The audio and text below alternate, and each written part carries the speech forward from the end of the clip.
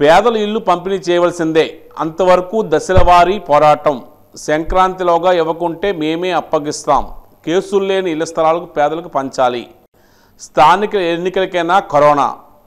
TDP రాష్ట్ర అధ్యక్షుడు Atchannaidu. TDP వాళ్ళు ఈరోజు నుంచి ప్రతిపక్ష పార్టీగా అంటే వాళ్ళ టైంలో కొన్ని ఇల్లులు ఇవ్వకుండా ఉంచారు సార్. దాని మీద వాళ్ళు ఈరోజు నుంచి పోరాటం చేస్తామని టీడీపీ రాష్ట్ర అధ్యక్షుడు అచ్చెన్నాయుడు నిన్న ప్రకటించారు. 13 జిల్లాల్లో కూడా ఈరోజు నుంచి స్థలాల కోసం ఆందోళనలు తెలుగుదేశం పార్టీ అంటూ ఈ వార్త ఈరోజు అన్ని దినపత్రికల్లో కూడా ప్రచురించారు. ఏంటి సార్ ఈ ఇల్లు మీద ఏంటి సార్ మీ ఒపీనియన్? ఇప్పుడు రాష్ట్రంలో ఇప్పుడున్న రాష్ట్ర ప్రభుత్వం అందరికీ ఉచితంగా ఇల్లు ఇస్తామని ప్రకటన చేసింది. ఆ ఇల్లు ఇస్తామని స్థలాల సర్వే చేస్తున్న దగ్గరల్లా టీడీపీ కోర్టుకి వెళ్ళి ఆపుతుందని చెప్పి జగన్మోహన్ రెడ్డి ప్రభుత్వం చెప్తా ఉంది. గతంలో చంద్రబాబు నాయుడు గారు రాష్ట్రంలో టిడ్కో ద్వారా 6 లక్షల ఇల్లు కట్టించారు. రాష్ట్రం అంతా కట్టించారు 13 జిల్లాల్లో. మరి కట్టించిన ఇల్లుని ఆ రోజు చంద్రబాబు నాయుడు గారు సప్లై చేయలేపారు, ప్రజలకు అందించలేపారు. ఏమిటి రివిజను అంటే చంద్రబాబు నాయుడు గారు ఆ రోజు చేసినటువంటి ఒక పని, తప్పుడు పని ఈరోజు జగన్మోహన్ రెడ్డి గారికి అవకాశం కల్పించింది. ఏంటి తప్పుడు పని అంటే టిడ్కో అనే ఒక సంస్థకి రాష్ట్రం అంతా ఇల్లు ఇచ్చారు. వాళ్ళే కన్స్ట్రక్షన్ ప్రారంభించి వాళ్ళే పూర్తి చేసి వాళ్ళే అప్పచెప్పాలని. ఇందులో కూడా ఏం చేశారు, డబుల్ బెడ్రూము, త్రిబుల్ బెడ్రూమ్ ఇలా పెట్టారు. డబుల్ బెడ్రూమ్ కింద రేటు, త్రిబుల్ బెడ్రూమ్ కింద రేటు అని చెప్పారు. సింపుల్గా చెప్పాలంటే మీరు ₹1,00,000 డిపాజిట్ చేయండి, 7 లక్షల రూపాయలు గవర్నమెంట్, 5 లక్షల రూపాయలు బ్యాంక్ లోన్ ఇస్తుంది, 2 లక్షల రూపాయలు గవర్నమెంట్ సబ్సిడీ ఇస్తుంది, మొత్తంగా కలిపి 8 లక్షల రూపాయలు నీ ఇల్లు నీకు అప్పచెప్తామని చెప్పారు. ప్రజలేమో ₹1,00,000 డిపాజిట్ కట్టి డీడీ తీసి హౌసింగ్ కార్పొరేషన్కి ఇచ్చేశారు. ఇంతవరకు బాగానే ఉంది. ఇప్పుడు టిడ్కో వాడు ఇల్లు పూర్తి చేయాలి కదా, కొన్ని పూర్తి చేశాడు, కొన్ని పూర్తి చేయలేదు. కొన్ని పూర్తి చేసిన ఇల్లు అయినా చంద్రబాబు నాయుడు గారు ఎన్నికల ముందు అప్పచెప్పచ్చు. కానీ ఎందుకు అప్పచెప్పలేపారు అంటే ఆ పూర్తి చేసిన ఇల్లుకి కూడా ఇది పూర్తి అయింది కాబట్టి దీనికి ఎంత డబ్బులు కట్టాము అని చెప్పేసి ఎక్కడ అగ్రిమెంట్ లేదు.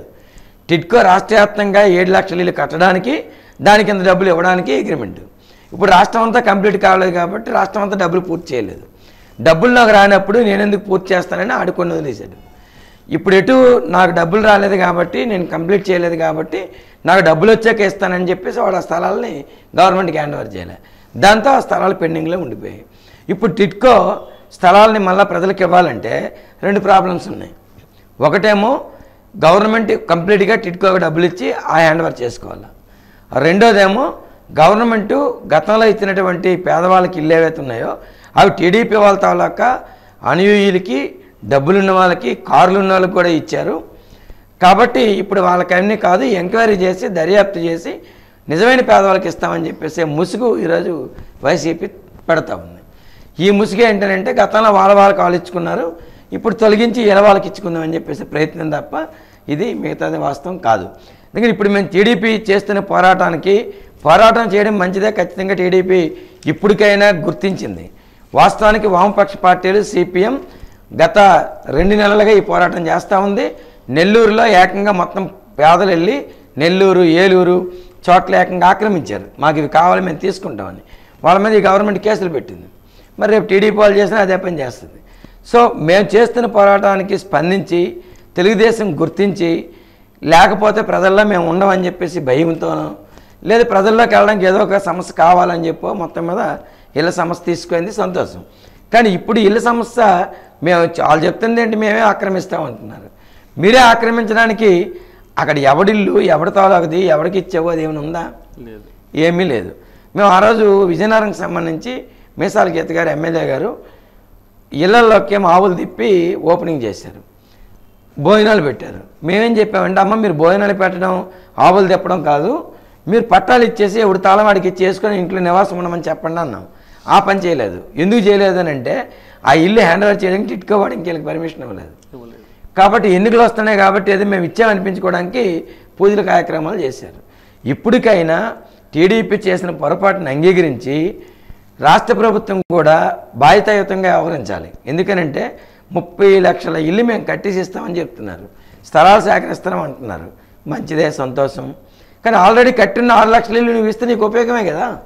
సంవత్సరంన్నర అయిపోయింది కదా నీకు పరిపాలన వచ్చి. కట్టిన 6 లక్షల ఇల్లుని క్లియర్ చేసి టిడ్కో వాడి నుంచి లాగేసుకొని నువ్వు పేదలకు పంచండి. ఒకవేళ నిజంగా పేదవాడు కానివాడు ఎవడైనా అందరూ ఉంటే ఎంక్వైరీ చేసి తీసే, కానీ దానికి అంత టైము అక్కర్లే. కానీ ఆ పని చేయకుండా ప్రభుత్వం కూడా తాత్సారం చేయడం సరైనది కాదు. తక్షణమే కట్టిన నీళ్ళని ప్రభుత్వమే ప్రజలకి అప్పచెప్పాలి. గతంలో ఎవరికైతే ఇచ్చారో వాళ్ళకే అప్పచెప్పాలి. వాళ్ళు కూడా పేదవాళ్ళే. వాడి తెల్ల రేషన్ కార్డు ఉంటే కదా నువ్వు ఇచ్చావు. అది మేము కోరుతున్న సిపిఎం పార్టీగా. Okay sir.